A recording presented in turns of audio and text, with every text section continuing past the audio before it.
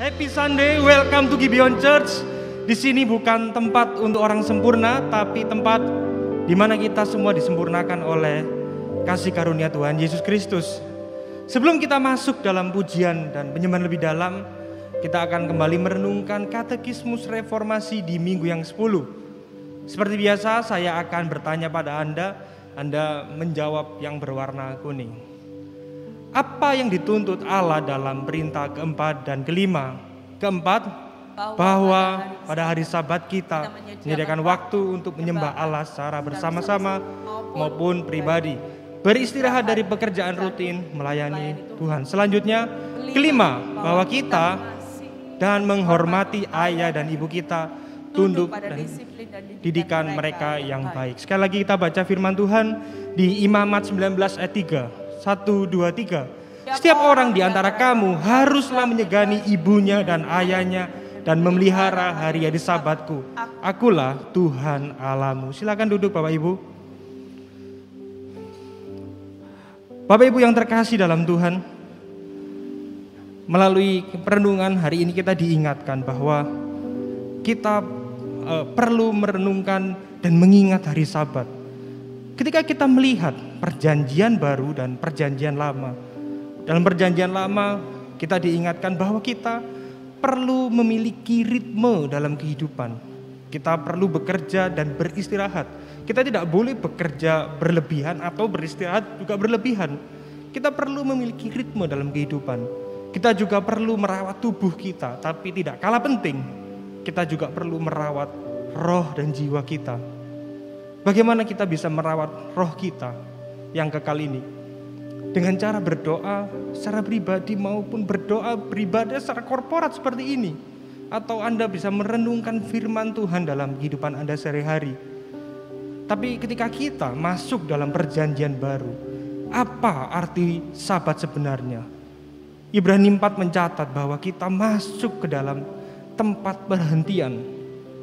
Maksud dari masuk dalam tempat perhentian, yaitu istirahat, adalah ketika kita kembali menaruh iman kita, kepercayaan kita, pengharapan kita hanya kepada salib Kristus, saudara. Karena seringkali ketika kita bekerja kadang bukan hanya cari materi, tapi kita butuh pengakuan dari orang lain. Kadang kita bekerja mencapai goals kita supaya orang berdecak kagum atas kita. Kita lupa ketika kita melakukan itu semua, kita tidak memandang Kristus sebagai pusat dan poros kehidupan kita. Pada hari ini kita kembali disadarkan, diingatkan bahwa biarkan Yesus yang menjadi sumber pengharapan kita. Dialah yang menjadi sumber sukacita kita, saudara. Kita tidak perlu diakui oleh orang lain, tapi kita disadarkan juga bahwa penerimaan Kristus itu cukup buat kita. Kita tidak perlu berusaha membuktikan, karena kasih Kristus cukup buat diri kita. Amin, saudara. Dan perintah yang kelima adalah kita diminta untuk menghormati, mengasihi ayah dan ibu kita. Kita melihat perintah kelima ini, kita harus melihatnya dari sudut pandang terang Injil. Saya percaya kita semua adalah anak, walaupun sebagian dari kita telah dewasa, tapi kita pernah menjadi anak. Kita tahu bahwa orang tua kita memiliki kelemahan, mereka punya kesalahan. Demikian pula, kita juga tidak lebih baik daripada orang tua kita. Kita juga banyak kesalahan dan kelemahan. Tapi Allah yang murah hati, Dia mengadopsi kita menjadi anaknya. Bahkan ketika kita masih berdosa, Dia mengasihi kita. Ini adalah sepenuhnya inisiatif Tuhan. Dan kita memanggil Allah pencipta kita dengan panggilan Aba, Bapa. Saya percaya ini bukan hanya sekedar panggilan. Ini adalah sebuah relasi yang dipulihkan. Dia mengasihi kita terlebih dahulu, saudara. Demikian pula ketika kita diminta untuk menghargai, menghormati orang tua kita.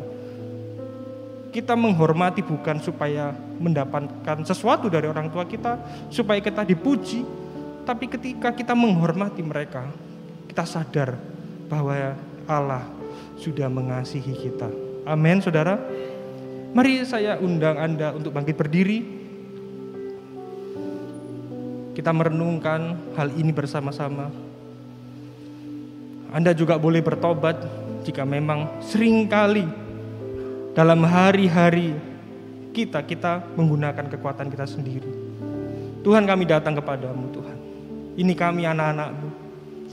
Bapa di surga, kami kembali pada hari ini, kami serahkan iman kami, pengharapan kami hanya kepada Engkau Tuhan. Ampuni Tuhan, kadang kami menggunakan kekuatan kami sendiri Tuhan ketika kami menjalani kehidupan. Tapi biarkan pada hari ini kami kembali disadarkan bahwa Engkaulah sumber iman dan pengharapan kami Tuhan. Kami serahkan hidup kami sepenuhnya dalam tangan kasih-Mu. Di dalam nama Tuhan Yesus Kristus kami berdoa dan mengucap syukur. Amin.